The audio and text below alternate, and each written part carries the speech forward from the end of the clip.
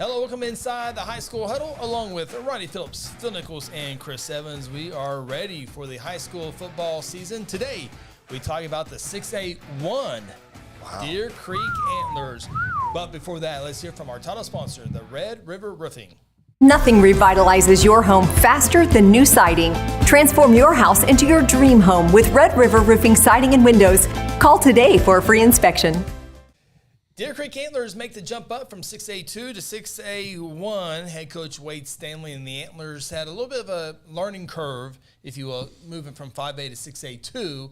And now we'll see how the learning curve is from 6A2 to 6A1 as they now in the same district as Bixby and Jinx. Oh, boy. And so, Mustang? Yeah, the schedule. They've, over the years, they've been playing some 6A teams just because that's 6A1 teams, I should say, in the non-district, knowing that's where they were going. A lot of teams below them didn't want to play Deer Creek. So the Antlers have really slowly but surely gotten some 6A1 experience. And it's going to be interesting this year. But the one thing for certain for the Antlers is their quarterback. Yeah, no doubt about it. He's one of the best in the state. He's, this kid is Grady Adamson. Yeah, Grady Adamson's committed to Georgia Tech. I think when he first, some of us, we don't follow Georgia Tech real close, but we were like, when he committed to Georgia Tech, Chris, we were talking about, said, I don't know if that's good. And then you saw him play Florida State yesterday. You said, oh, they changed their offense up a little bit. Yeah, when I heard it, I was like, well, they throw it 5 times a year. Yeah. And I guess they changed it maybe last year. Yeah, last year I think was the first year. Whatever it was. But Grady can spin the ball. He's one of the best. He's one of the best arms in all of Oklahoma. And obviously he's going to Georgia Tech. He's an elite athlete. Yeah, over almost 6,000 yards, 62 touchdowns during his high school career.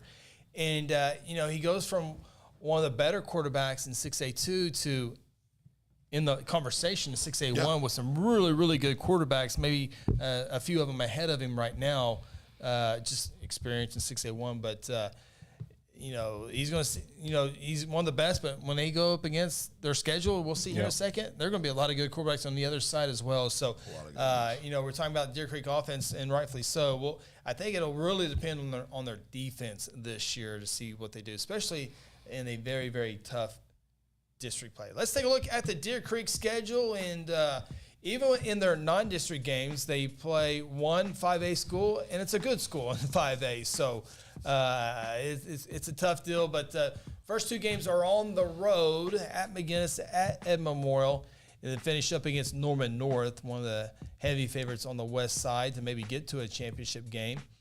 And then you see the district game with Enid, Edmond North, Moore, Jinx, Norman, Bixby, and Mustang. And it's just, like I said, 2016 they were 2-8, 2017 4-6, 2018 4-6, then 5-5, then 4-6, and then they found their stride in 6A2. And as soon as you get your stride, hello 6A1, and here's what the schedule looks like. Yeah, it's a tough schedule, and I this I think it's going to be a tough year for Deer Creek. I mean, Grady is the 4th-ranked quarterback in the state according to Prep Red Zone.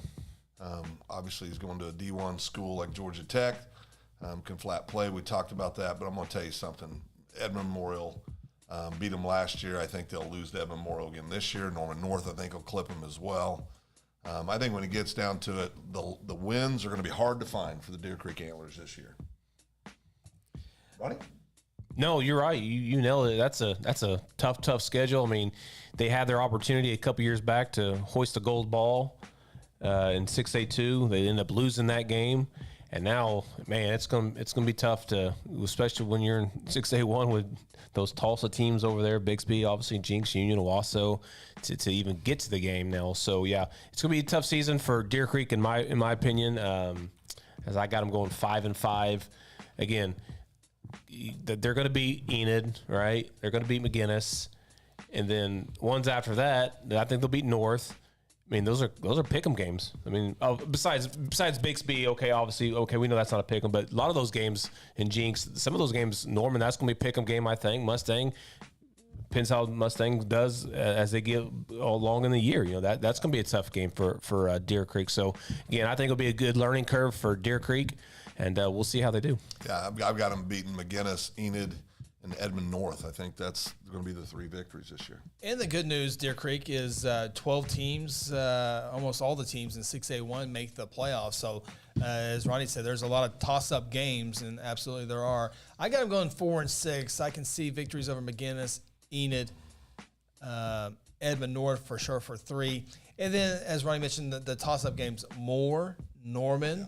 I think they can get one of the victories there at 4, and then, take your chance with the Mustang at the end of the year. Maybe that last game of the year means getting into the playoffs, and that's your 5th win of the year, and that gets you there. But, I think Deer Creek's offense will be able to move the ball, but it'd be curious with the defense against some of these teams that have consistently been in the 6A1 and doing it for a long time. We've seen Norman North really move up and play really, really good football.